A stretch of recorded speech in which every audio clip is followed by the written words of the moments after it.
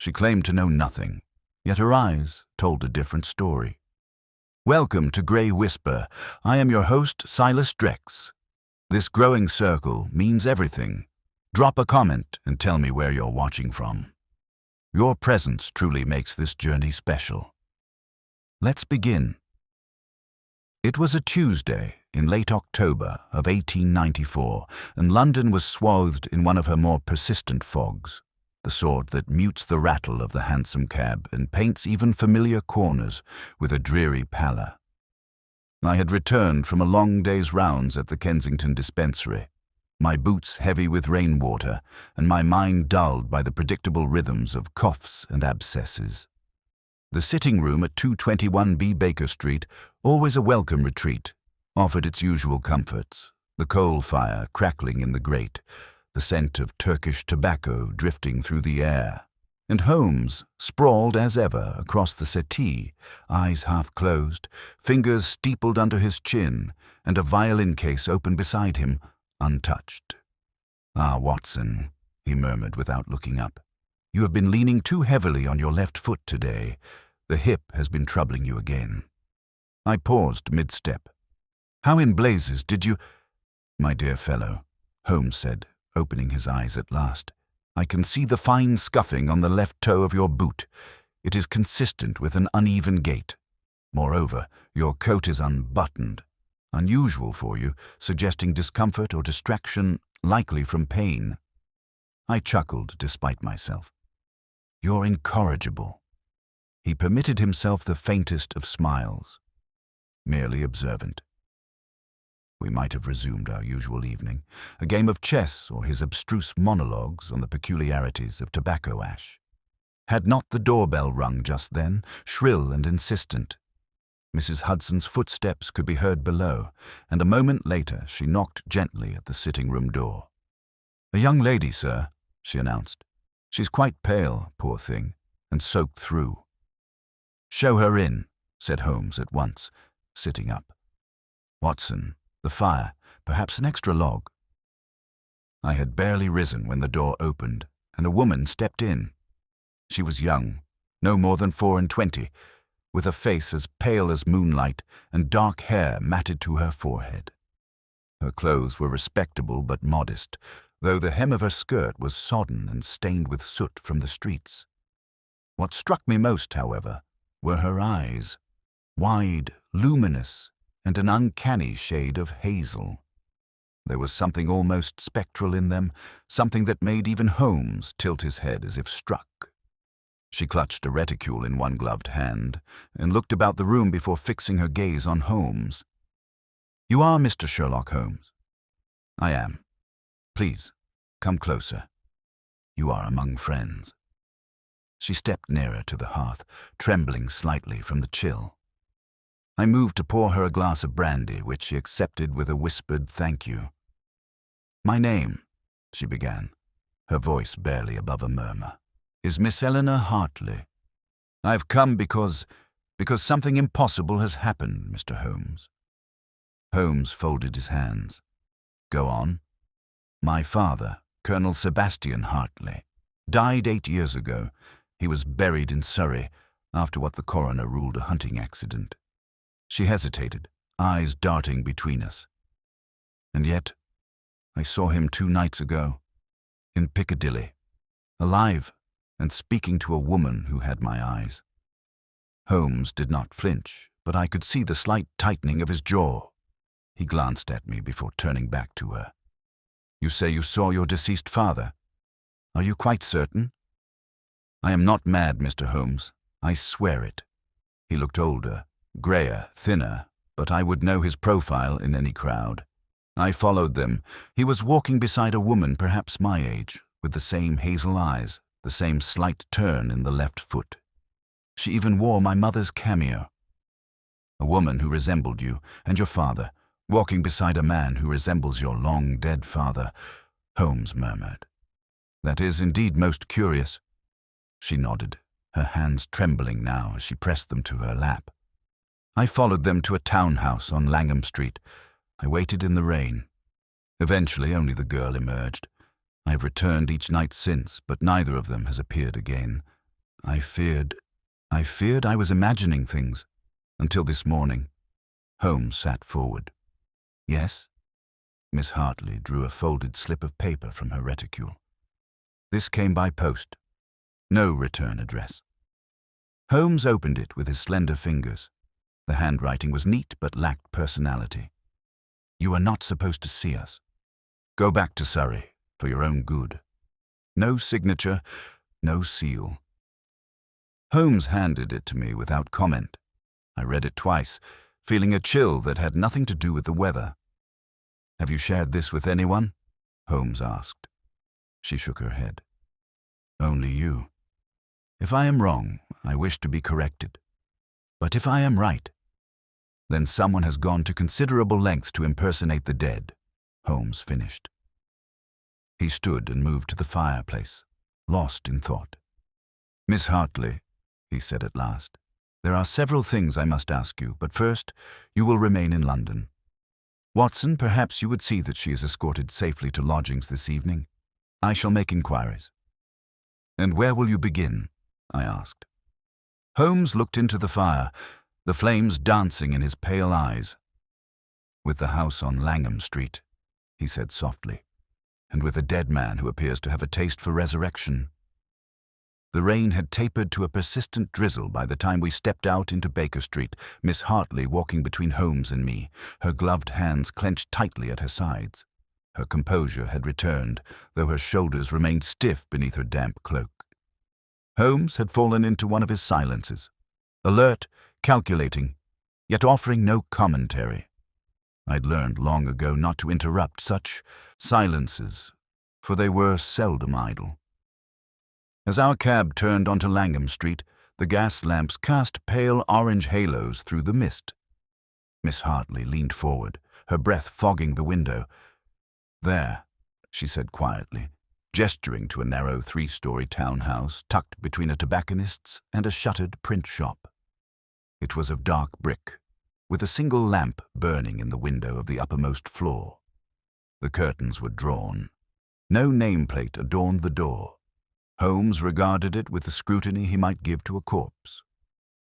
Number 43. You say this is where they entered? Yes, 2 nights ago, just after 9. And no sign of them since? None. Holmes paid the driver and stepped onto the pavement, withdrawing a small pocket lens as he approached the stoop. I helped Miss Hartley down from the cab as Holmes crouched at the base of the door. No footprints, he muttered. Not surprising in this weather. But the lock, Watson, look here. I joined him. The lock was old but cleanly oiled, and the faintest scratch mark ran parallel to the keyhole. Someone opened this recently, he said, but not with a key. A narrow file, I should think. Expertly done. No splintering around the wood. Whoever is using this house, they are no stranger to surreptitious entry. Could it not simply be the current occupant? I asked. Holmes shook his head. There is no name on the bell, and observe the windows. No soot residue from lamps, no movement. The curtains upstairs are older than the lower ones. No attempt at uniformity. No one lives here. Miss Hartley had drawn closer. Then why come here at all? That, Holmes said, rising, is precisely what I intend to discover. He withdrew a calling card from his breast pocket and slid it deftly between the doorframe and jamb. Then he turned and motioned us to return to the cab. You're not going in? I asked, surprised. Not yet. Let us first learn who owns the place. Burglary is a last resort, even for me. As we rode toward Fitzrovia, where Holmes claimed he knew a man at the Land Registry Office who might be persuaded to consult the rolls at short notice, Miss Hartley leaned back against the leather seat and stared out into the rain. My father was a proud man, she said quietly. Hard, but fair. He had his faults, commanding, distant, but he loved my mother fiercely. After her death, something in him changed. He grew restless, took long rides at night. I once overheard him speaking in his study, angrily. I assumed it was grief. You say he died hunting? Holmes prompted, without looking away from the blurred streets. Yes. A shooting accident in the woods near our estate in Surrey. He often rode out alone. That day the groundsman found him near the old stone bridge, shot through the chest. His rifle was beside him. Were there witnesses? Number only. His horse returned, lathered and spooked. The coroner ruled it a misfire. Holmes hummed under his breath, a small, dissonant note. A man alone. No witnesses. A hasty ruling. Curious. We arrived at a small, damp office just off Goodge Street.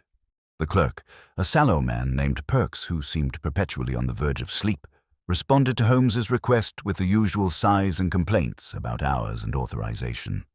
A quick whisper and the transfer of a sovereign changed his disposition at once. Number 43 Langham Street, Perks muttered, flipping through a stained register. Let me see. Here we are. Registered 3 years ago under the name of Mr. Harold G. Winstanley. Leased through a proxy firm. Paid in full for 10 years. Holmes frowned. Winstanley? Not a common name, I said. Does it mean something? Holmes tapped a finger against his knee. Only that a Harold Winstanley was a former associate of Colonel Hartley. They served together in Bombay during the final Afghan campaign. Winstanley was cashiered in disgrace over a scandal involving looted property. Disappeared shortly afterward. Miss Hartley's voice was barely a whisper. My father never spoke of him. Holmes turned abruptly. Miss Hartley, do you have access to your father's personal effects? Journals, correspondence, anything of that kind? I do. Much was locked away in his desk, but I retained the key. Then you will return to Surrey tonight and retrieve all of it. Bring it to Baker Street tomorrow morning. And the house? I asked. I shall return to it this evening, Holmes replied, a glint in his eye. I do not believe in ghosts, Watson, but I do believe in men who fake their own deaths. He turned to Miss Hartley. You will remain cautious. Should you see that woman again, the one who shares your eyes, do not approach her. Observe. Note every detail, but do not act. Miss Hartley nodded solemnly. She was pale, but her posture had stiffened into something almost defiant. Then we part for now, Holmes said. Watson, I will require your assistance after nightfall. Dress warmly. Miss Hartley was dropped safely at a respectable boarding house on the edge of Kensington, and Holmes and I returned home. He barely spoke the rest of the afternoon, instead setting out an array of maps and records, tracing military service logs and old dispatches from the British Colonial Office. I recognized the names of several regiments, he muttered under his breath. As the hour neared 9, Holmes donned a dark ulster and a tweed cap and handed me a revolver from the locked drawer of his desk. A precaution, he said simply. The fog had thickened again by the time we reached Langham Street. Holmes led us down a narrow passage beside the print shop, emerging into a mews with shuttered windows and a rusted water pump. From a satchel beneath his coat, he produced a set of slender tools and approached the rear service door of number 43. He was inside in less than a minute. The house was silent. Dust lay thick on every surface. The air smelled of mold and dry plaster. Holmes lit a small shaded lantern, illuminating faded wallpaper and overturned furniture. Empty for years, I whispered. Appearances deceive, Holmes replied, kneeling beside the fireplace in the front room. He reached inside the soot-blackened grate and withdrew a matchbox, hidden behind a loose brick. Inside were 2 spent cartridges. Markings, Enfield .303. Military issue. He slipped them into his pocket. Then we ascended the stairs, each step creaking beneath our weight. At the top, Holmes paused. From behind the door at the end of the corridor, a light flickered faintly. Holmes motioned to me and turned the knob slowly. The room was bare, save for a table, a lamp, and a large black trunk. On the table lay a photograph. It was of a man in uniform, Colonel Sebastian Hartley, but older. Gaunter, with a scar down one cheek that hadn't been in any portrait I'd seen. Beside it sat a hairbrush, a pair of spectacles, and a woman's glove embroidered in the same style Miss Hartley had worn. Holmes stood utterly still. Then he said in a low voice, "Watson, look." Inside the open trunk, nestled within folds of a military cloak, was a second photograph of the young woman we had just escorted hours earlier, and beneath it, a file, marked Confidential, Indian Office. Dated March 1886. Stamped, Deceased, Case Closed, but someone had scrawled across it in red pencil, Subject Relocated, Active Asset, Do Not Contact. I felt the hairs on my arms rise. Holmes closed the file with a snap. "This is no longer a question of resurrection," he murmured. "It is one of concealment and deliberate invention." Outside, footsteps scraped faintly on the cobblestones below. Holmes extinguished the lamp, and in the silence that followed, the front door creaked open. Holmes raised a hand, palm toward me, the universal signal for silence. We stood frozen in the upper room of number 43, the thin floorboards beneath our feet seeming to amplify every breath. Below, the faint rasp of the front door opening was followed by the creak of old hinges and the hesitant tread of footsteps. Soft, deliberate, unhurried. Holmes leaned toward the staircase, listening with such intensity that I dared not move. The lantern remained extinguished in his grip, its glass still warm. He gestured for me to move slowly, silently, to the far side of the room. As I obeyed, he crouched beside the open trunk and carefully replaced the contents, photos, files, and that strange military cloak, then shut it noiselessly. The steps below reached the first landing, then paused. My heart thudded in my chest. The air had grown close, heavy with the scent of mildew and dust disturbed. Holmes motioned again, 3 fingers, then a closed fist. He had counted the intruder's steps. 1 person. Holmes removed a small mirror from his coat and edged it just past the doorway, angling it to reflect the corridor beyond. A faint glint of light shimmered. Someone below carried a lantern, its flicker giving away their position. Then came a voice. Low, male, with a trace of an accent I couldn't quite place. Not foreign, but tempered by years abroad. "You shouldn't be here." The words weren't loud. They were not even directed toward us, not exactly, but spoken as if to the house itself, or the silence around him. Holmes stepped back from the doorway, holding my gaze. He mouthed, "Wait." A soft clatter followed.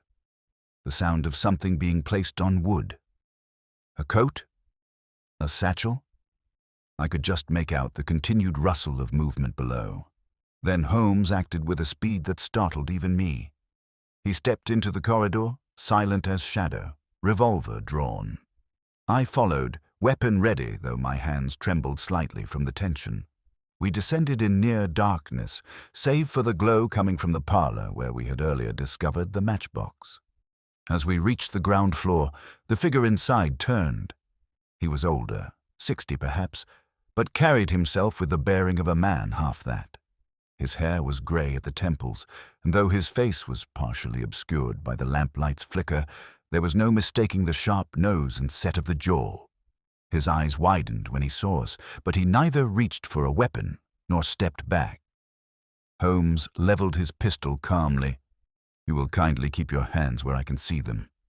The man did so. "Sherlock Holmes," he said flatly. Holmes raised an eyebrow. "I don't believe I had the pleasure of introducing myself." "You didn't need to."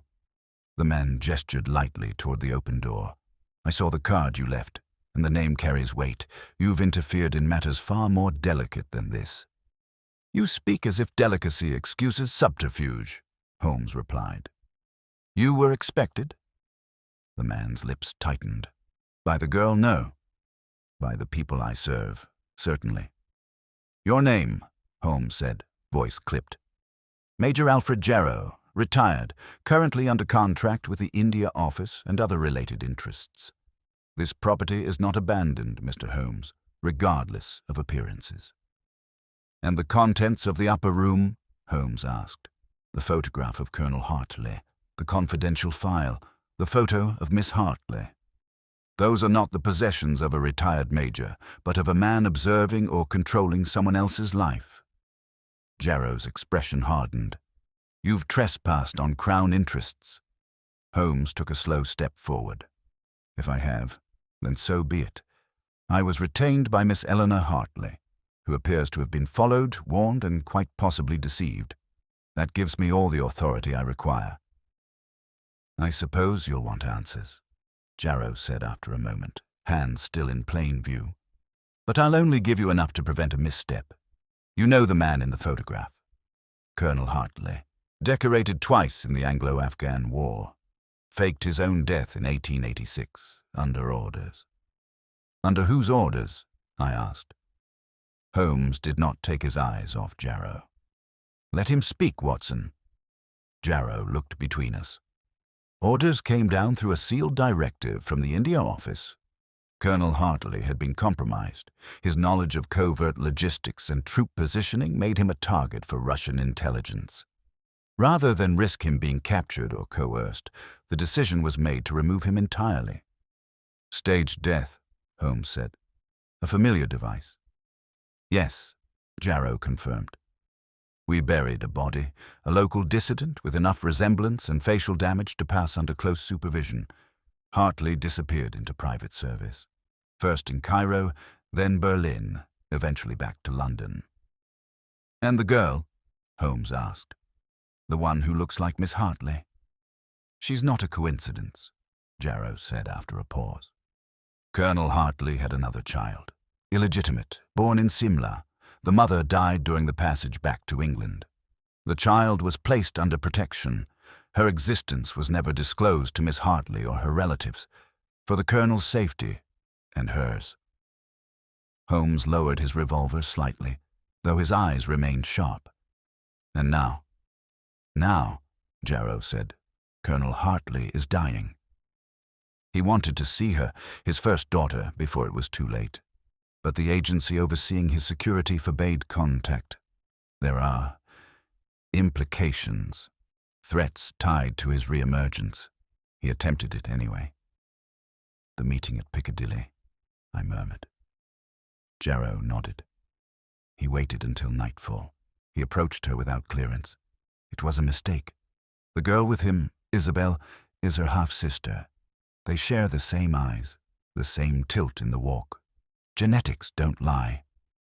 Holmes stepped closer, lowering the pistol entirely now, though he kept it ready. "Why the warning letter?" "Because Miss Hartley was never supposed to see either of them. Her knowledge of her father's status poses a threat to years of covert investment. If she speaks publicly, names names, it all unravels." "She's owed the truth," Holmes said quietly. "Not riddles, not veiled threats." "Which is why I am here now," Jarrow said, "to offer an arrangement. If she agrees to silence, permanent silence. She may see her father once, in private, but it must be tonight, before he's moved again." I glanced at Holmes. He did not speak for a long time. The flicker of the lamp cast long shadows across his face, deepening the furrow in his brow. "When?" Holmes asked. "Midnight. I'll send a carriage to Baker Street." Holmes considered this, then gave a slow nod. "But I go with her." Jarrow gave a faint, grim smile. "Naturally. I'd expect nothing less."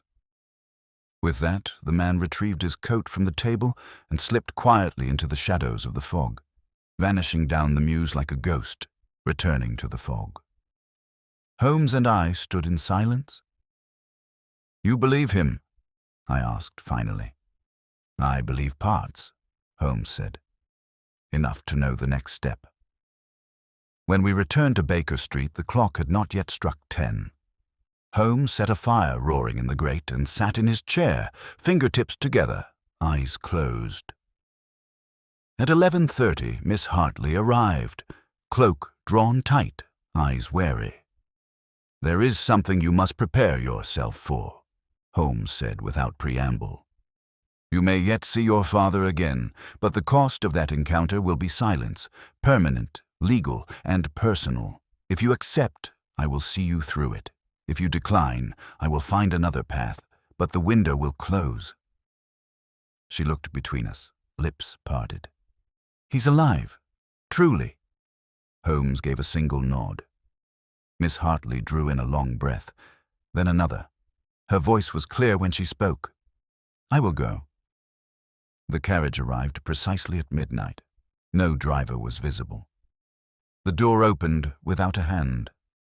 Holmes offered her his arm, and we descended into the night.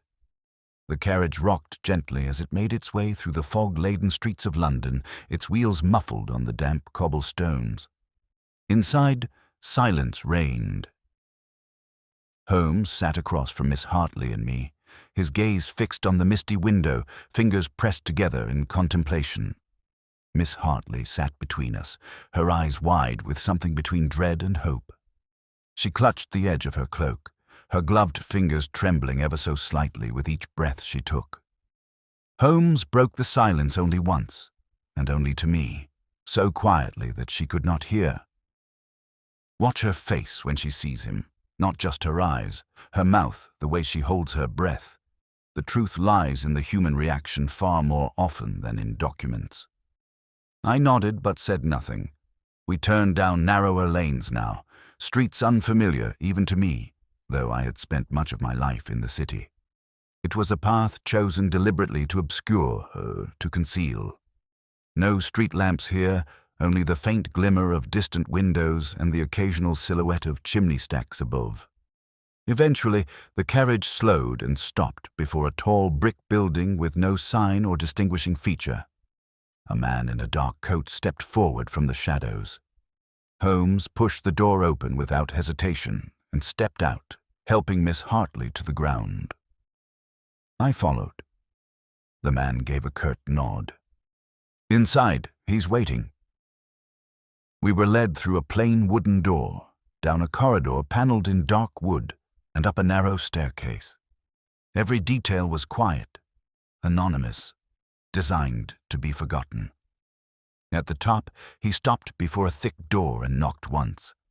A voice from within replied, low and rasping, "Let them in." The man opened the door and gestured us through. We entered a small, dimly lit room, its walls lined with heavy curtains that dulled sound and sensation alike. In the center sat a bed, and beside it a single armchair. The man within was thin, emaciated really, with sunken cheeks and a pallor that bespoke illness long endured. His eyes, however, were unmistakable. Miss Hartley inhaled sharply. Her hands rose to her mouth. Holmes did not move, did not speak. He merely observed. The man in the bed gave a weak smile. "Eleanor," he said. She froze for a moment, then stepped forward slowly, as though not trusting the vision before her. You're alive." "I am," the man rasped, barely. "I asked them not to bring you, but I was disobeyed. I suppose I should be grateful." She sank to her knees beside the bed. "I thought you were dead. I mourned you. I buried you in my heart. Why would you let me suffer that grief?" His voice cracked. "Because they said it would be safer for you. I was told that enemies might come looking, that I had made too many enemies, and so I agreed.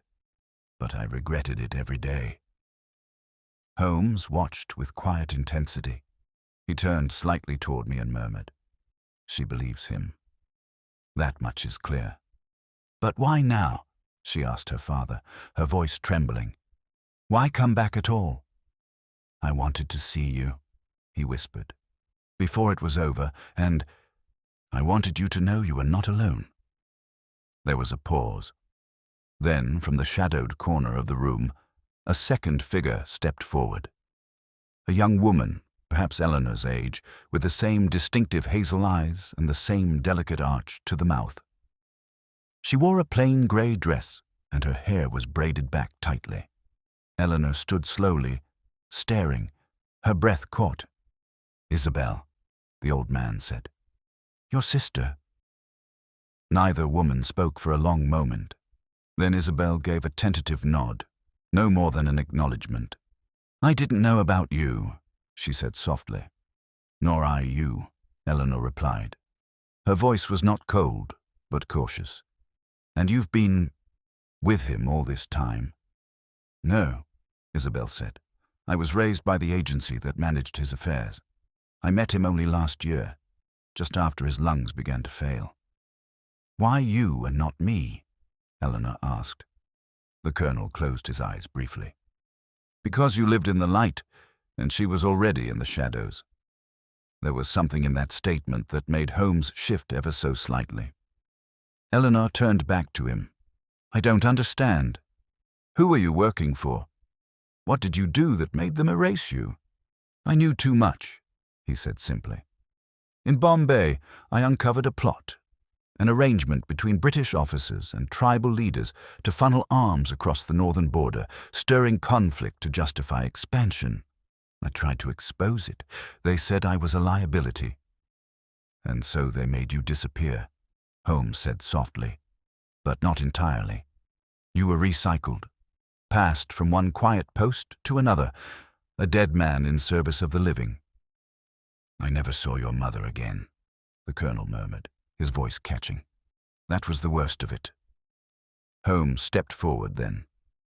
"Colonel, if I may, there is a file marked confidential referencing you as an active asset. It suggests someone kept you alive for more than secrecy. What were they using you for?" The colonel looked away. "Training, observation. I advised on foreign movements, strategic deployments, sometimes people. Isabel was my last assignment." The girl flinched slightly. Holmes caught it. "You were instructed to raise her." "To shape her," the colonel whispered, "into what they needed." Holmes turned slowly to face Jarrow, who had entered silently behind us, and now stood in the doorway. "You told me she was protected. You never said she was trained." Jarrow did not flinch. "She was both." Miss Hartley stepped away from the bed. "You used her?" "Miss Hartley," Jarrow said, "we operate in a world where safety is purchased at great cost. Your sister was born into a different contract, but she's free now. The work ends with him." Isabel lowered her eyes. Holmes stepped between them all. "You have arranged this meeting to close the circle, to offer peace. But what of the risk?" "The colonel will be dead within the week," Jarrow replied. "There will be no revelations, and Miss Hartley will keep her silence. That was the agreement." Eleanor looked at Holmes. "And if I don't?" He met her gaze. "Then you must be prepared to be hunted. Secrets do not sleep quietly, and they do not forgive exposure." She turned to her father. "Did you believe it was worth it?" The old man gave a faint smile. "I believed I could do more good from the shadows than from the grave. But now, I think I only prolonged both." Isabel moved closer to her, holding out the locket, the one Miss Hartley had seen in Piccadilly. "He said you should have it. It was your mother's." Eleanor took it slowly. Her fingers closed around it. "I'll say nothing," she said at last, her voice even, "but not because you frightened me into it. Because I want this to end." Jarrow nodded. "Then it will." Holmes looked at her as we turned to leave. "You've borne the weight of grief once. Let this be the last time." As the door closed behind us, I heard only the faintest whisper from the bed. "Thank you, Eleanor." We emerged into the fog again, the carriage waiting where it had left us. Miss Hartley said nothing on the return journey. Her fingers wrapped around the locket, her face turned to the window. Holmes leaned close and said quietly, "She knows she cannot speak, but she carries the truth now, and truth has its own quiet weight." I did not reply. The night passed beside us, silent and thick with secrets. The following morning arrived as though nothing extraordinary had transpired the night before. The usual grey curtain of London hung outside our windows, and the city resumed its measured rhythm. Carriages clattering, vendors shouting, the bells of St. Dunstan's tolling mid-morning. Yet there was something in the air within Baker Street that did not belong to the ordinary passage of time. It was the residue of truth, I think, the kind one cannot unsee once glimpsed. Miss Hartley did not return that day, nor the next. Holmes made no inquiry. He sat for hours in silence, fingers pressed to his lips, his eyes fixed not on his case files or his newspapers, but on the fire itself. More than once, I caught him glancing toward the drawer where he had filed the photograph of the two sisters, Eleanor and Isabel. He never opened it. I admit I believed the matter finished. Painful though it had been, a kind of justice had been served. A daughter reunited with her father, a secret finally unsealed, and a past allowed to sink gently into the fog. But Holmes was not content. There was something in his stillness, an unsettled precision, as though he were playing a final move of chess in his mind that no one else could see. It was on the third evening, just as I was preparing to leave for an early supper with my wife, that Holmes rose abruptly from his chair and declared, "I believe we have allowed the curtain to fall too soon." I turned, one arm in my coat. "The Hartley matter, surely it's done. The Colonel is near death." Miss Hartley agreed to silence. "And yet," Holmes murmured, pacing to the window, "something does not fit." He stared out at the street for a long moment. "You recall the glove on the table in Langham Street?" I nodded. "Yes, embroidered in the same pattern Miss Hartley wore. You mentioned it yourself." Holmes turned to me. "I did, but I neglected to tell you something else. That glove was too small for her hand." I frowned. "You noticed that at the time?" "I did, and at the time I attributed it to Isabel's presence. A simple misplacement, but why leave it there at all? Why so carefully placed?" "It could have been planted," I offered, uncertain where this led. "Precisely. Planted. A visual thread. You see, Watson, what I cannot shake, what continues to pull at me, is not the arrangement we witnessed, but its choreography." He strode to the mantel and lit a cigarette with a match that trembled slightly in his grip. That, too, told me something. The scene we witnessed, Jarrow's entrance, the Colonel's speech, the silence about the agency's past intentions, it was too neatly constructed. There was resolution, but there was also an absence of the one thing I always find in such matters: contradiction. "Then you suspect the meeting was staged?" I asked. "More than staged," he replied, exhaling slowly. "I suspect it was orchestrated to conceal a far deeper truth, one Jarrow had no intention of letting us see." I watched him closely now. "What do you think is hidden?" Holmes did not answer directly. He crossed to his desk and drew out a slim sheaf of notes he had taken during the initial encounter. "Watson, would you be so kind as to accompany me back to Langham Street? I fear we left one question unopened." It was just past 9 when we arrived again at number 43. The mews was darker now, the street quieter than before. Holmes produced a key, one he had almost certainly fashioned himself in the intervening days, and let us in without a word. Inside, the air was stale and undisturbed. Dust lay thick once again. Holmes moved quickly this time up the stairs into the upper room. He lit the lamp and went to the trunk.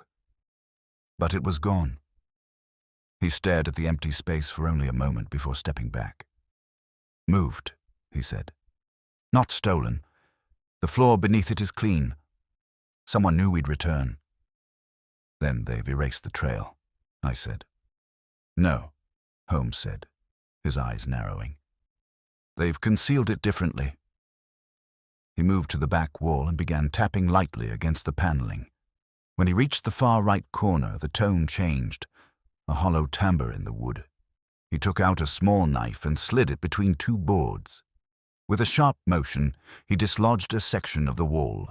Behind it was a narrow cavity. Inside, carefully wrapped in oilcloth, was a bundle of papers. He unrolled them quickly and scanned the contents, eyes darting across each page. Then he handed me one. It was a report, typewritten, stamped with an older seal of the India office. Observation Report. Asset, Isabel H. Below that, dates, appointments, travels, notes on training, on language proficiency, on forged identities used during assignments. But what drew my eye, and Holmes's too, was the final entry. Assignment: infiltrate subject E. Hartley. Objective: secure cooperation, conceal genetic link, terminate disclosure risk. I felt my mouth go dry. She wasn't there to meet her sister, I said slowly. She was there to mislead her. Holmes gave a single, solemn nod, and we enabled it. He turned the next page. Attached was a photograph, not of Eleanor nor Isabel, but the Colonel. But this time he was standing, hale and composed. The date was marked only 2 months prior. But he looked half dead, I said, barely able to speak.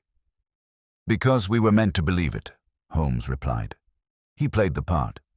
But the true Colonel Hartley is very much alive and very much active. We stood in silence for a long moment. The floor creaked faintly below. Holmes stiffened, extinguished the lamp, and motioned to the wall. We pressed ourselves into the darkness, listening. Footsteps approached, quiet, deliberate. Then the doorknob turned. A narrow slice of lamplight entered. A shadow filled the doorway. Isabel. She stepped into the room, dressed in black, moving with the grace of someone trained for silence. She paused when she saw the empty trunk's place on the floor. Then her eyes moved to the wall. She knew. Holmes struck a match. Her gaze didn't flicker. "Why?" he asked simply. She said nothing. "Why betray your sister?" Still she said nothing. I stepped forward. "She trusted you. She thought you were family." At that, her expression changed, but not in remorse. It was pity. "She was," Isabel said, "but family is no shield, not in the world I was born into." Holmes lowered his voice. "Then who gave the order?" Isabel met his eyes. "Ask your government." And then she stepped back into the hall and vanished. We gave brief chase, but she was gone into the night. Back at Baker Street, Holmes poured 2 brandies, handed one to me, and stood at the window as the city stirred with the approach of midnight. "We were not solving a murder, Watson," he said quietly. "We were witnessing an operation, a theater of deception, and our client, she was the audience." I looked down at the folder still clutched in my hand. "And Isabel?" Holmes turned from the window. She was the actress. Neither of us slept that night. The following morning broke grey and thin, its light slipping through the gauze curtains of 221B Baker Street with reluctant indifference. The fire in the grate had long since gone cold, but Holmes had not stirred from his place at the window. He had stood there for hours, unmoving, his silhouette dark against the pallid sky beyond, the brandy from the night before untouched on the mantel. I had dozed intermittently in my chair, waking with a stiffness in my neck and the stale taste of unsaid words in my mouth. When I finally rose to draw the curtains wider and let in the day, Holmes did not turn. "It was never about Eleanor," he said. I paused, my hands on the curtain tie. "Not about her. She was the lever, not the target."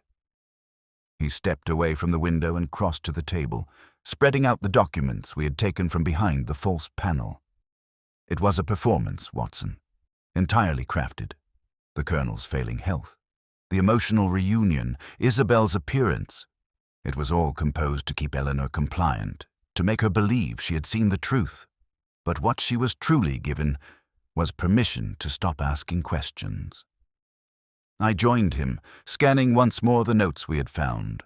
Operations across Europe, asset transfers, falsified death records. One name reappeared, again and again. Winstanley. "Colonel Hartley's disgraced companion?" I asked. Holmes nodded. The man who vanished after being cashiered for misappropriation of arms. Officially a ghost since 1887, and yet, here, he re-emerges as a handler on multiple files, including Isabel's. So Winstanley never disappeared, I said slowly. He went underground. More likely, Holmes replied. He was absorbed. Recruited into one of those compartments of government that officially does not exist. He walked to the bookshelf and retrieved an old ledger bound in cracked leather. I recognized it at once, a copy of Hartley's field dispatches from the northwest frontier, gifted to Holmes years ago by an admiral who owed him a debt. "Look, here," Holmes said, flipping through the pages with swift, practiced fingers. "There's a letter buried in the second appendix, written in ciphered Latin. A private message. When decoded, it reads, 'Beware those who offer to disappear your enemies. They may disappear you next.'" "Written by the Colonel?" I asked. Holmes gave a grim nod. He knew the game even then, yet he entered it willingly. I moved to the hearth and stirred the cold ashes absently. And now he uses Isabel to manage his legacy, to seal leaks, Eleanor included. Holmes raised his eyes to me. I believe he suspected she would ask more questions, perhaps even seek assistance. That is why Isabel was sent. Not simply to mislead, but to bond. If Eleanor trusted her, she would confide in no one else, least of all us. But now that we've uncovered this, now that we know Isabel was part of a greater deception, surely Miss Hartley must be told. "I intend to," Holmes said quietly, "but not until I know what she's in danger of discovering." He crossed to the bureau and opened a drawer, withdrawing a narrow slip of correspondence paper. "Last night, while you slept, I drafted this to Mycroft.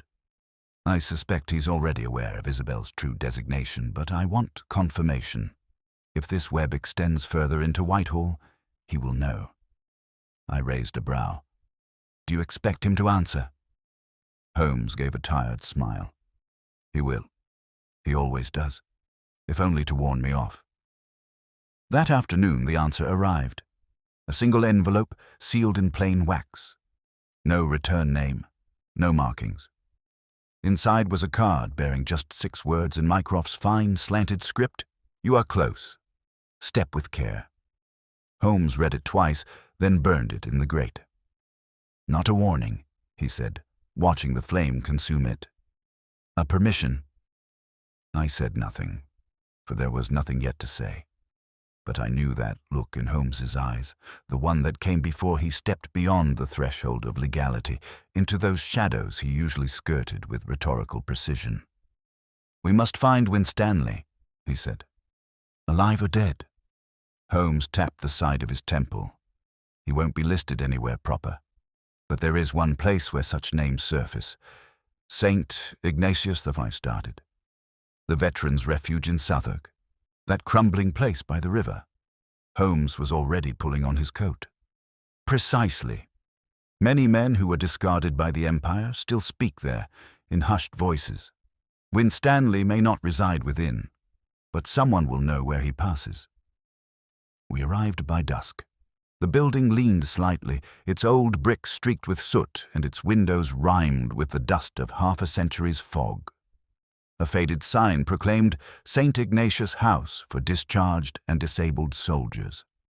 Inside, the air was thick with tobacco, old paper, and the distant echo of forgotten orders. Holmes spoke with the warden, an aged sergeant with a missing ear and a wooden leg. Money, changed hands, along with a few names whispered low. The man blinked once, twice, and nodded. "Basement level. Room 8. We descended into the bowels of the building, past stacked crates and the lingering smell of coal oil. The corridor was damp and narrow. Room 8 had no number on it, just a smear where the paint had long since worn away. Holmes knocked once. There was no reply. He knocked again. A voice croaked from within. "Who wants me dead this time?" Holmes opened the door. The man inside was seated on a cot, his back bent with age or defeat. A thin scar ran down his jawline. He looked up and his eyes, blue and sharp despite the ruin of his face, narrowed. "Holmes," he said, "I was wondering when you'd come." Holmes stepped forward. "So you are Winstanley." The man didn't deny it. "And you've come to pry at the bones." "I've come to understand what you built." Winstanley laughed, low and bitter. "Built? We didn't build anything. We removed. Removed liabilities. Removed obstacles. Removed men like Hartley from the record." "He's alive," Holmes said. Winstanley's lips thinned. "Then someone's made a mistake." Holmes said nothing. "You think Isabel was an accident?" Winstanley asked. "She was created, from the first breath, trained to become her father's shadow, the perfect operative and the perfect silencer." "She failed," I said.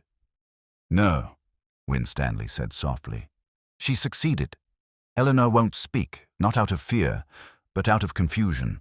That's the true art, not suppression, doubt." Holmes leaned forward.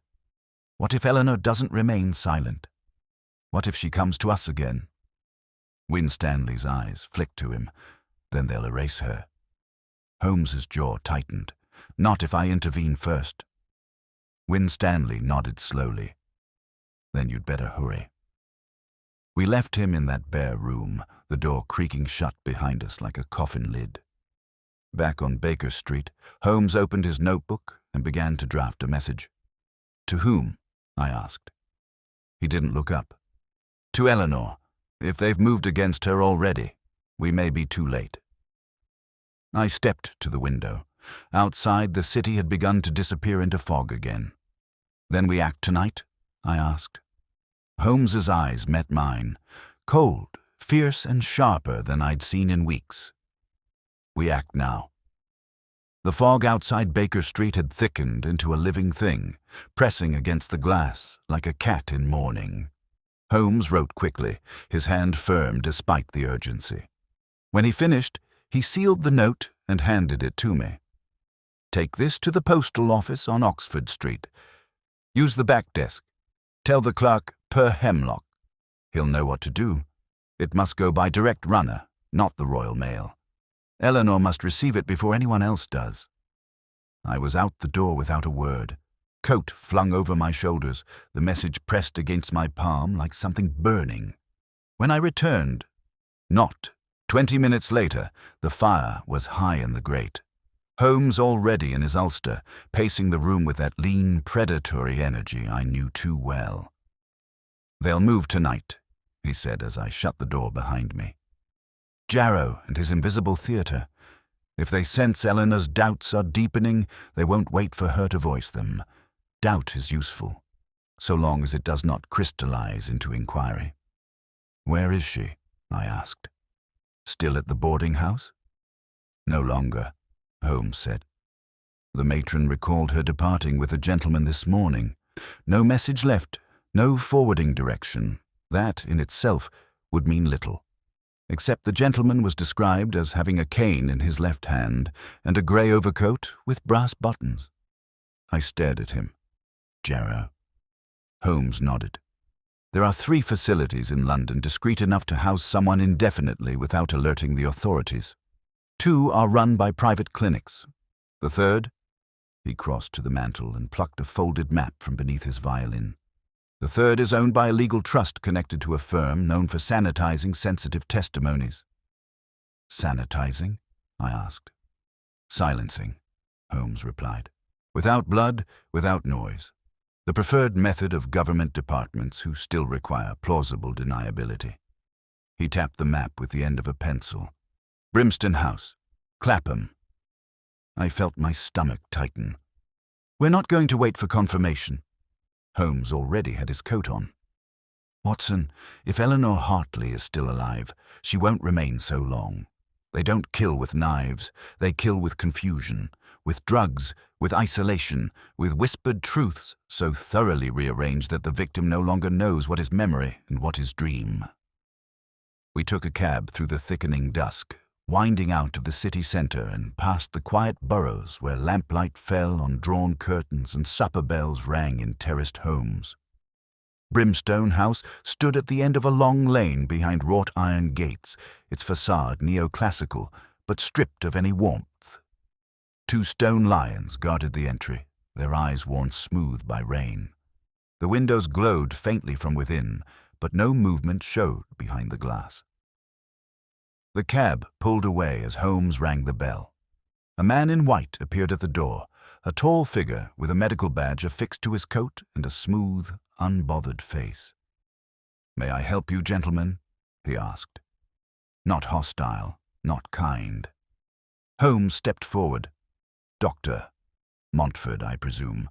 We've come about Miss Eleanor Hartley. She was brought here this morning under the direction of Major Jarrow." The man's expression did not change. "I'm afraid I can neither confirm nor deny the admission of any guest. We are a private facility, and privacy is—" Holmes held up a folded card. Not one of his usual calling cards, but one marked with a sigil I'd seen only once before, during a case involving the Royal Archives. The card was dark, edged in red wax. Montford hesitated. "I believe," Holmes said, "that this overrides your concern." Montford opened the door wider. "3rd floor," he said. "Room 13. But if you're not out in 20 minutes, someone else will arrive." We ascended the stairs quickly, the carpet muffling our steps. Brimstone House was clean, efficient, and utterly sterile. It had the air of a place designed not for healing, but for forgetting. Room 13 stood at the end of the corridor. Holmes knocked once. No answer. He unlocked it with a deft twist of a slender tool and opened the door. Eleanor sat in a high-backed chair, facing the window.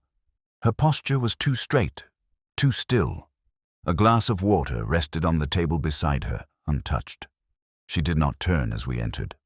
Holmes moved first, kneeling before her. "Miss Hartley." She blinked, slowly. "Do you know where you are?"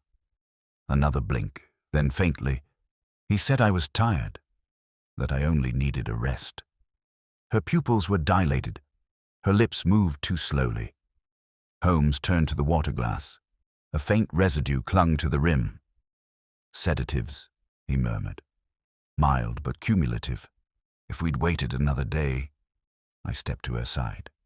"Miss Hartley, Eleanor, do you remember me?" She turned her head slightly.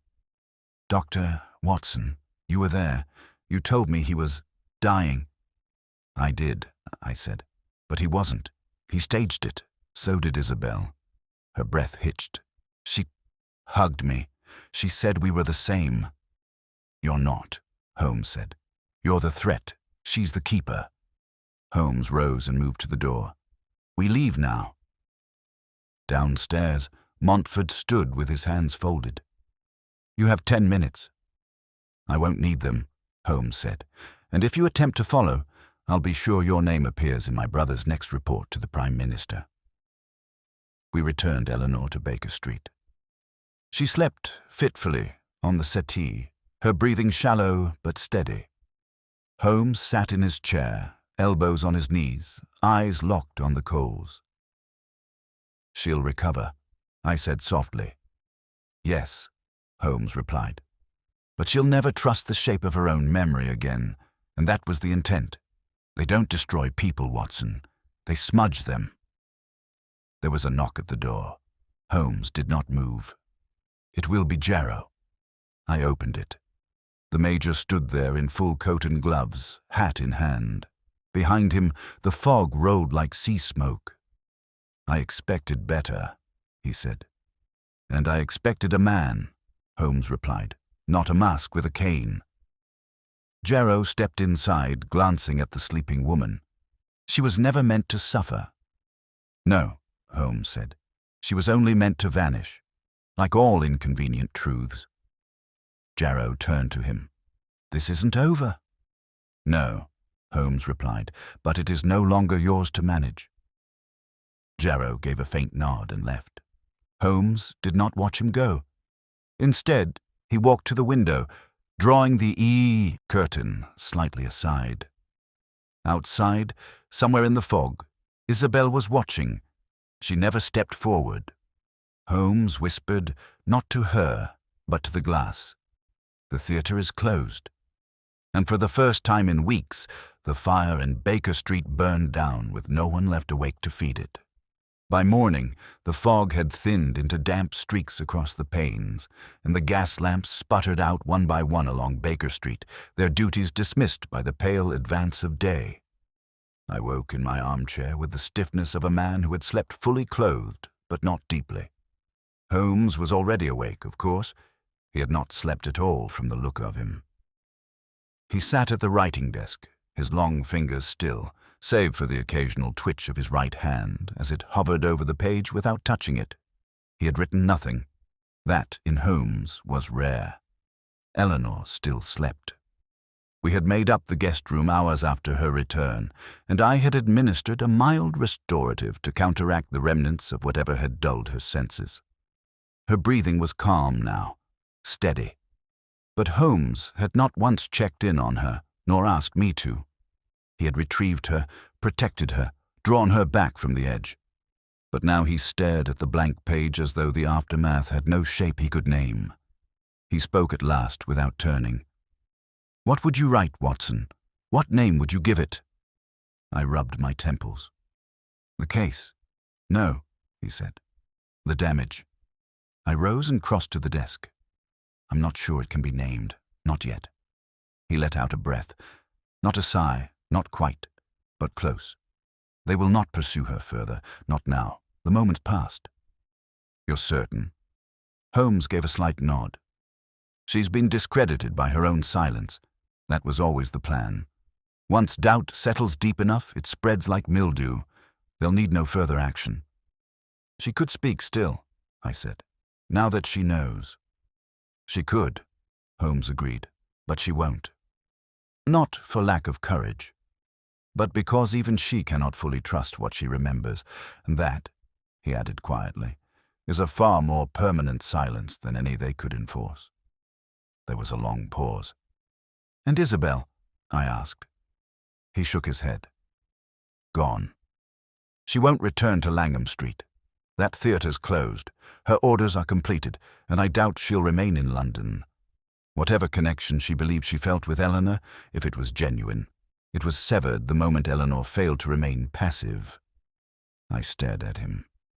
"You believe she cared?" Holmes hesitated. "I believe she was trained not to, but something in her failed."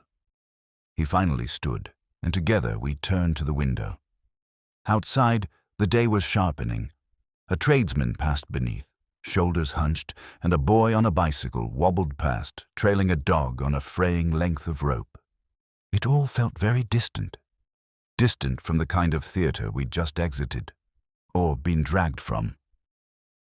Holmes finally stepped away. "I must speak with Mycroft." I raised a brow. "Directly." "I have questions," he said, slipping into his coat. "And I'm no longer content with cryptic endorsements."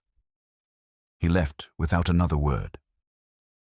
I remained, pacing the sitting room in irregular circuits, checking in on Eleanor once, then returning to the chair beside the fire, where the smell of spent coal still clung to the walls. It was nearly an hour before I heard the front door open again. Holmes stepped inside and closed it behind him with unusual care. "Well?" I asked. "Mycroft confirmed what I already knew," he said, peeling off his gloves slowly, as if each finger required deliberation. "Hartley's reappearance was not spontaneous. It was permitted. Permitted. Carefully timed. He was never dying. The performance was sanctioned by his handlers to retire him under the guise of remorse, to secure sympathy from his daughter, and to reinforce Isabel's final insertion. It would have worked perfectly had Eleanor remained confused. But she didn't, and our involvement accelerated her clarity. That was the flaw. I folded my arms. "And Mycroft?" "He told me what he could, which is to say, very little, and precisely enough." Holmes dropped into his chair, silent for a moment, then, "Do you remember the report in the trunk? The one that bore Isabel's designation?" "Of course," I said. "It bore an asset number, H017B. I've seen one like it before. There was an A designation in Cairo years ago, a subject who disappeared just after the Suez riots. I believe Isabel was not the first, but the second in a program. A program of what? Her kind, Holmes said, are not trained alone. They are patterned. That's what unnerves me. I let that settle. And the colonel? Disappeared again. Mycroft says he was moved before our visit to Brimstone House. I believe he was never there. What we saw may have been a stand-in, sedated and made up to match the old portrait. A man with scars, grey hair, staged confession. But the real Colonel Hartley, he's somewhere else, possibly still directing operations. I sat heavily. Then we accomplished nothing. Holmes looked over. We saved Eleanor, but not the truth. She is the truth, he said, more firmly than I expected, even if she cannot speak it, even if she spends the rest of her life questioning it. The fact that she lives, that she remembers, that is enough. I watched him closely. You don't believe that? I must, he replied quietly, because the alternative is to admit they've won. There was a soft knock at the sitting-room door. Eleanor stepped inside. She had dressed, not with the polish of her first arrival, no gloves, no hat, but with a quiet dignity. Her eyes were clearer now, though there were still shadows beneath them. I heard you speaking, she said. I wanted to ask. Holmes stood immediately. Anything? She hesitated. Is Isabel gone? Yes. And my father? I cannot answer that truthfully, Holmes said. But I believe you saw what they needed you to see, not what was real. She nodded. I thought so, but I needed to hear it. We stood there, the three of us, in that strange hush that comes not at the end of things, but just after the end. Holmes looked at her and said gently, You are free now. Not because they allowed it, but because you've chosen to remain whole. Eleanor stepped forward, extended her hand. Thank you, Mr. Holmes. And you, Doctor. Watson. We shook hands in silence. Then she turned and left the room. The sound of her footsteps on the stairs echoed down like a fading metronome. Holmes sat again. She'll never speak of it, I said. No, Holmes replied. But she'll remember. And sometimes memory is resistance enough. Outside, the fog was lifting, just barely, but enough to see the street again. And Holmes, leaning forward into the fire, said only one thing more before we sat in silence. They built a theater of ghosts, Watson, but it was the living who watched too closely. The next few days passed with a deceptive quietness, as though London itself conspired to lull us into forgetting. Eleanor left Baker Street early on the second morning after her return. She gave no indication of where she was headed, nor did Holmes ask.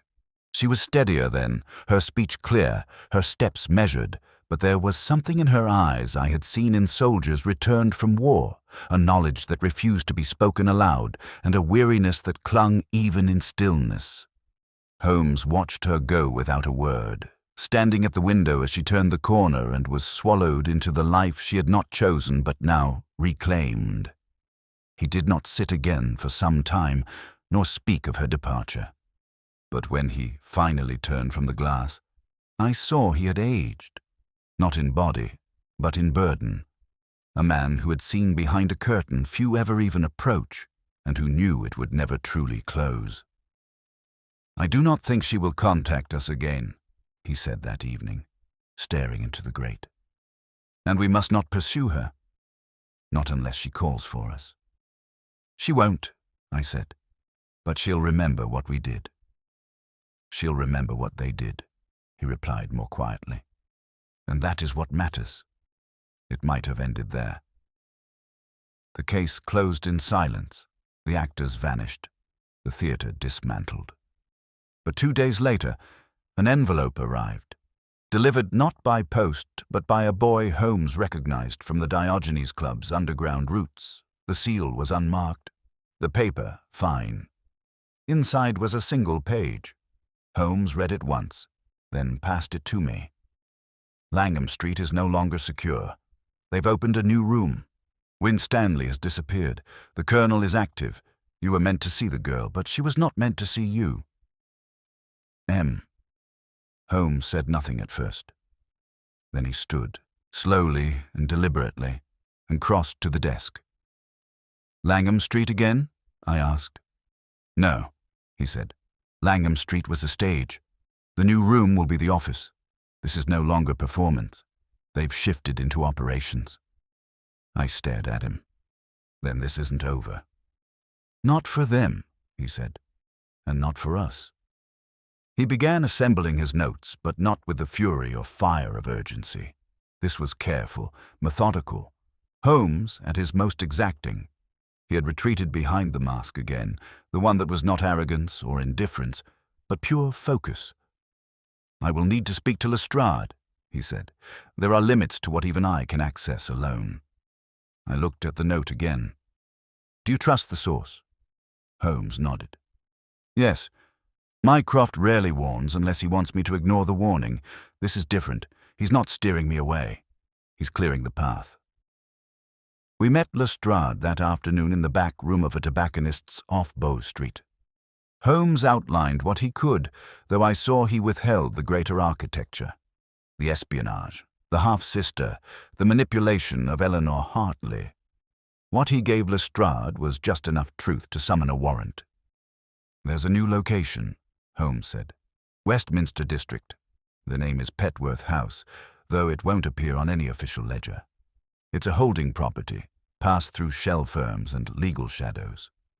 On what grounds? Lestrade asked, ever practical. Holmes handed him a page from the Brimstone records, the copy I'd made. The name of another patient, signed in by Jarrow's hand, dated the day after Eleanor's disappearance, alongside a second, unsigned admission line, blank and redacted. You'll find her there, Holmes said. Lestrade studied the paper. I'll see what I can do. When we left the shop, Holmes turned toward the river. Do you think they'll have moved her already? I asked. No, he said. This isn't a scramble. It's an evolution. Eleanor was the test. The next subject will be the refinement. I frowned. What do they gain from this? Why continue? Because they have proven the method works, Holmes replied. Create a doppelganger, attach emotion, introduce confusion. When the subject resists, sedate them not with drugs, but with doubt. The next woman won't be like Eleanor. She will never see the warning signs. And if they succeed? I asked. Holmes looked at me. Then a new weapon is born, Watson. One that leaves no trace. A personality can be dismantled with no need for death. Just silence. That night, Holmes received a second message. No envelope. It had been slipped beneath our door in the dead hours. Room 13 again, but not where you think. Look east. We met Lestrade the next morning with a new address, an unassuming boarding house near Whitechapel. It was clean, respectable, and utterly forgettable. Room 13 stood at the top of the stairs. Holmes knocked. No answer. He picked the lock quickly. Inside was a room stripped of any personal touch, bed, table, lamp, and a single case file left open on the desk. Lestrade stepped forward. Is this? Holmes raised a hand. Let me. He turned the pages slowly. Photographs, notes, a woman, blonde, early 30s, passport scans, medical history, a page marked Subject Psi. Below it, the words, to replace Hartley. No ties. Better pliability, no siblings. Holmes stared at the final line. Projected outcome. Permanent silence by Q3. He said nothing, just closed the folder. Lestrade spoke first. Is this what you meant? A program? Holmes nodded. The beginning of one. We searched the room thoroughly, but found no trace of the subject herself. No clothes, no personal effects. She had not yet arrived or had already been moved. But as we were leaving, I noticed something tucked behind the desk leg. A small envelope, plain, unsealed. I opened it. Inside was a photograph of Eleanor Hartley. Taken, it seemed, only days ago. She was seated on a park bench, reading a book, unaware of the camera. Scrawled on the back in ink. She remembered. Others will too. Holmes took it from me and stared at it for a long time. "They're watching her," I said. "They're watching all of us," he replied. We returned to Baker Street with the understanding that the investigation was no longer a case, but a warning. And the warning was no longer for Holmes. It was for the city, for those who walked its streets unaware that behind every quiet house, every quiet face, there might be someone else. Crafted, patterned, perfected not to kill, but to erase. Holmes sat down with the photograph and held it gently. "She is the spark," he said. And I understood. Eleanor had survived. That alone was the flaw in their design, and somewhere, someone else would remember too. The morning that followed was quiet, almost eerily so.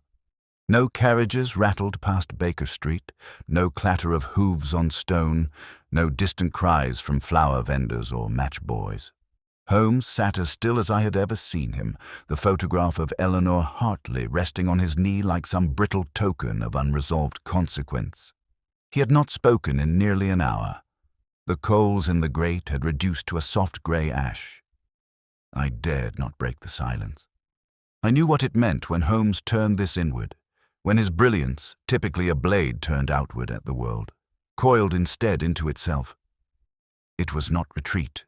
It was synthesis. He was building something behind his eyes. Then, without looking at me, he said, "They never intended to keep her under surveillance for long." "You mean Eleanor?" "Yes. She served her purpose. But this photograph, it was not a warning. It was a miscalculation." I moved to his side. "Why leave it then?" Holmes tapped the edge of the image with a fingertip. "Because whoever left it believed we would interpret it as a threat, as a reminder of her vulnerability, but look more closely." I took the photograph again. The image was crisp but ordinary. Eleanor sat on a bench, hair down, coat lapels turned against the wind, a book in her lap. The trees behind her were leafless, Kensington Gardens most likely. Then I saw it. In the far background, barely discernible behind the iron railing, stood a woman, her back to the camera, the profile nearly invisible, but the tilt of the head, the braid, the posture. "Isabel," I said. Holmes nodded. She was there, watching, but the photograph was not hers. I glanced up. "You're sure?" She would never have let herself be seen. She was trained better than that. Whoever captured this image wasn't surveilling Eleanor. They were following Isabel. I let out a breath. "Then someone else is in play." "Exactly," Holmes murmured. "A third presence? Outside Jarrow's operation, outside Hartley's reach." I sat down. "Then who?" "Mycroft." Holmes dismissed that with a twitch of his hand. Mycroft would never be so theatrical, and if he meant to intervene, he would have told me so in his own language. Silence, not signal. This is someone else. A rival hand." I thought of the note left in room 13, the instructions, the misdirections. They had always pointed inward, toward misused government power, quiet manipulations. But now the circle widened, a power beyond the one we had traced. Holmes stood, the photograph still in his hand. "I need the street registers for every property on the west side of Kensington Gardens and a list of any private photographers' guilds operating under charter." "Charter from where?" I asked. "Not the Crown," he said. "The postmaster's office." I blinked. The post. Holmes gave the faintest smile.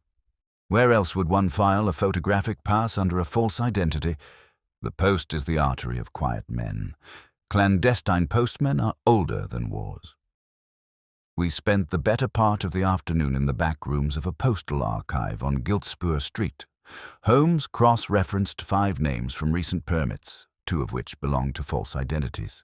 Of these, one matched an alias used by a man formerly employed by the Colonial Records Office, dismissed under sealed review. His name was Andrew Merfield. "Who is he?" I asked as we emerged into the evening fog. Holmes flipping through a newspaper clipping Merfield had signed for a photographic license. Former archivist, later attached to transport records in Cairo.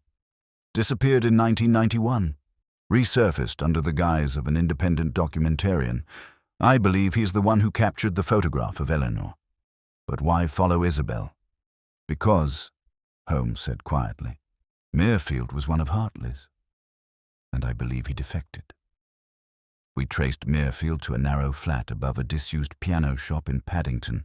The window was shuttered. No mail in the box. But Holmes knocked twice, paused, then knocked once more. The door opened. The man who stood before us was gaunt, sharp-eyed, and clearly prepared to flee. But at the sight of Holmes, something in his shoulders softened, reluctantly. "You shouldn't be here," he said. "And yet," Holmes replied, "you let me in." Merfield stepped aside. The flat was Spartan. 2 chairs, a table, a wall of photographs pinned like trophies. Every image was marked in red pencil. One caught my eye. Eleanor again. But beside her, just beyond the frame of the bench, another woman. Slightly out of focus. A different profile. Same braid. But not Isabel. Holmes reached for it. "A second copy?" "No," Merfield said. "A second version?" I turned. "There's another?" "There's always another," Merfield replied. "That's the point." He gestured toward a crate beneath the table. "It started with Isabel, but they perfected the process. Now it's multiples. Spread thin across Europe. Variants, repetitions. Some are field agents, some are placeholders, but none are permitted to last more than a year. Their lives are reset every 12 months. Holmes was very still. "And what do you do?" "I follow," Merfield said. "I archive the pattern. I document the decay, and then I try to leave a trace." I asked, "So you left the photograph?" Merfield gave a sharp nod. "You needed to see she survived, and that Isabel failed." "Why?" Holmes asked. Merfield turned toward the window. "Because I helped build her." Silence. He said it without theatrics, but the words hung heavy. "I was part of the early program," he continued. "Before Isabel, before the letters. I thought it would prevent war, precision infiltration, identity by design. But then we lost control. Isabel was the first to question a handler, the first to delay a command. They saw it as instability. I saw it as a conscience." Holmes stepped forward. "Where is she now?" "I don't know," Merfield said, "but she's off the leash. The others, they're loyal by code. But Isabel, she thinks now. She feels. That's why they want her found." "And if they do?" I asked. "She'll vanish," he said simply. "But not with a bullet." With a pen, Holmes reached into his coat and produced the photograph once more. She was watching Eleanor, but she didn't interfere.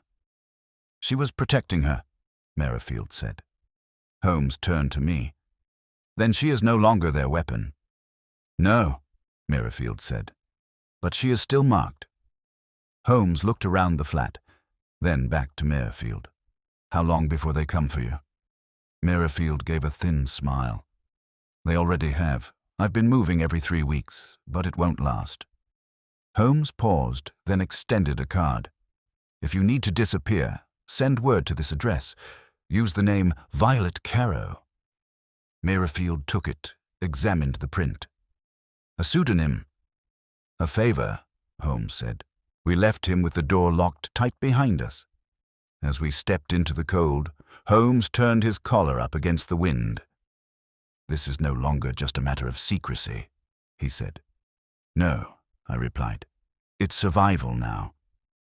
He nodded once and then added, "And if Isabel comes to us again, we will not treat her as a shadow." We walked on, the fog curling around our steps, and I understood what Holmes had meant all along. The case had not ended. It had multiplied, duplicated, refracted, like the women crafted in silence. But one had remembered, and perhaps that would be enough. The fog lingered late that morning, reluctant to retreat from the narrow corridors of Baker Street. I remember the smell of newsprint and rain mixing with the trace of tobacco in the air, and Holmes's silence pressing against the window panes as he stared into a world that had not changed, but had been unmasked. The photograph of Eleanor had long since been returned to its envelope. It now rested in Holmes's desk drawer beside an unmarked case file, a letter signed only with the initial I, and a single locket, empty, the picture inside removed.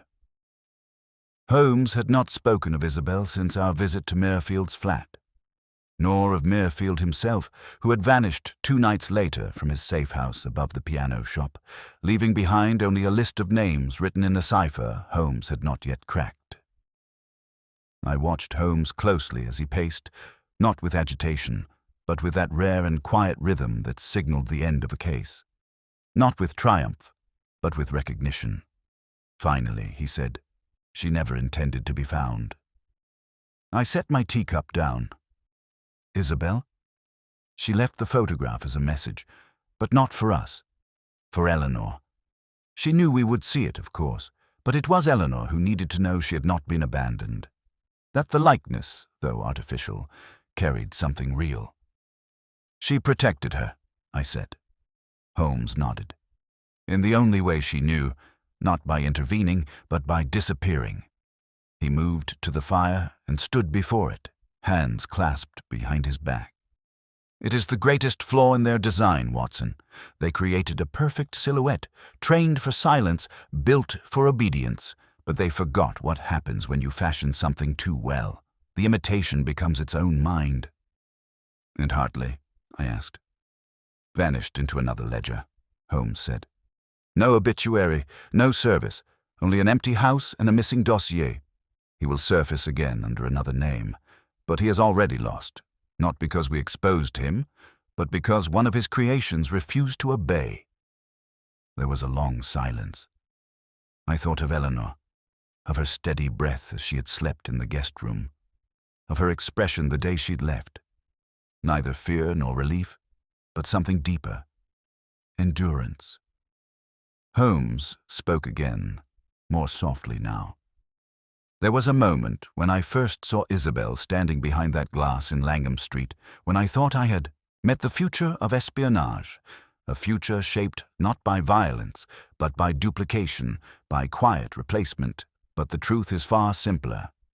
He turned to me, his eyes clear. "You cannot manufacture identity, not truly. You can mimic it, shape its contours, but eventually the shadow wonders what it's made of." A knock came at the door. I rose to answer it, but Holmes held out a hand. "Leave it," he said. "If it's them, they won't knock twice." We waited. No second knock came. Later that day, we received a letter, unsigned, written in a fine, slanted hand. The handwriting was unfamiliar, but the cadence was unmistakable. "She has left the country, somewhere quiet. She asked me not to tell you where. Not because she fears you, but because she wants to remember herself without being remembered by others. She asked me to thank you, and to tell you she is not afraid anymore." Holmes read it twice. Then he set it down. "She has a name now," he said, "her own." "And what about the others?" I asked. "They'll keep trying," Holmes said, "because they believe silence is power, but they misunderstand the most dangerous thing of all." "Which is?" He met my gaze. "Memory." That night, the fog lifted. We sat in quiet for some time, and then Holmes did something he rarely did after a case. He reached for his violin, tuned it slowly, and played not the frantic arpeggios of his usual mind, but something slow, contemplative. A lament for a world in which truth must wear a mask, and those who tell it must vanish to be heard. I made no record of the case at the time. I left it, like the woman who inspired it, unnamed and unspoken. But now, years later, as I place these pages in order, I understand what Holmes had known all along. Some mysteries are not solved. They are survived, and those who endure them, whether in shadow or in silence, become in the end the clearest truth of all, clearest truth of all, clearest truth of all, clearest truth of all, clearest truth of all, clearest truth of all, clearest truth of all, clearest truth of all, clearest truth of all, clearest truth.